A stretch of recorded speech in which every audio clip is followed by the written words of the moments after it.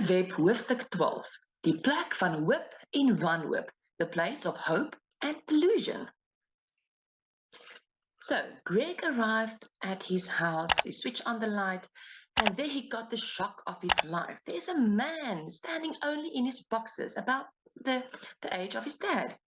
He asked the guy, "Who are you?" And the guy says, "Hi, is Andre." And he asked, "Didn't your mom tell you about us?" And Greg, he freaks out. His mom comes down and she says, "I didn't expect you." She tells him they need to talk and she will get him some food. He follows her into the kitchen. Greg tells her to tell him what is going on. She says, "Ek was alleen. I was lonely."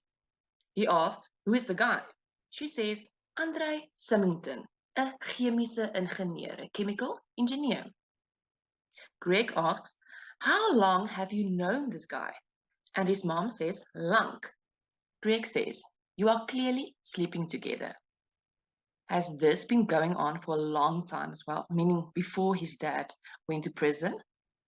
And his mom says, "Daar is meer geheime in hierdie gesin as waarvan jy weet.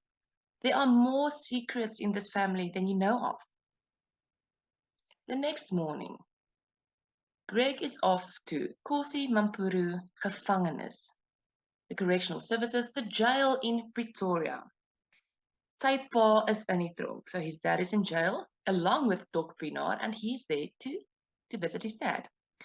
Sy pa en Doc is in C-Max, en hulle mag net 2 keer per maand besoekers ontvang. So only twice a month they are allowed to have visitors. Inside, Greg is searched, and then he has to be taken by a small bus to where he can see his dad. Eventually, he's at the visiting area and he waits for his dad. He sees his dad. Sy pa lyk gryser. There's more grey in his hair. And he's walking more hunchback. I can see daar is fout met sy knie. There's something wrong with his knee. Inside the hockey, he greets his dad. His dad says, "Greg, jy lyk goed. You look good." And Greg says it's because of the gym and die studentenlewe. His dad asks about die lewe in die Kaap. How's life in Cape Town? And he says, "Lekker." I asked him if he has a meisie, a girlfriend. Greg does not reply. He asks about his studies, your studies. Greg says, "Baie werk, maar hy koop." He then asks his dad, "Koop pa hier binne? Are you coping in here?" And his dad says, "What do you think? Do you think it's easy?" And he goes on to tell him that hy bly in 'n klein cel met een venster, so 'n small cell with only one window. Zero privaatheid, so no privacy. You just, die reuk van lywe om jou, you just smell bodies. En daar's luise in jou matras, and there's lice in your mattress, and it just goes on and on. Greg asks him about the food in die kos. His dad sarcastically says, "Oh, lovely French cuisine and red wine." Actually, Greg already knows about the food. His mom told him. So vir ontbyt, for breakfast, they get waterige pap, so watered down pap. And for lunch, or rather at 2 o'clock, lunch and dinner is served all together in one ice cream tub. Again, the watery pap, and then sometimes some meat. His dad then says, "I am coping. Is jy tevrede? Are you satisfied? Is there anything else I can do for you?" Greg says, It is difficult for me too, Dad." And his dad laughs and says, "Don't talk about having it difficult." Eventually, his dad asks about sy ma, his mom. He decides not to tell him about his mom and Andre. He says, "Ma's okay." The dad says, sy ma kom kuier nie vir hom nie. She does not visit him in jail anymore. She's been there twice, but she says it's too difficult for her, and he probably can't force her.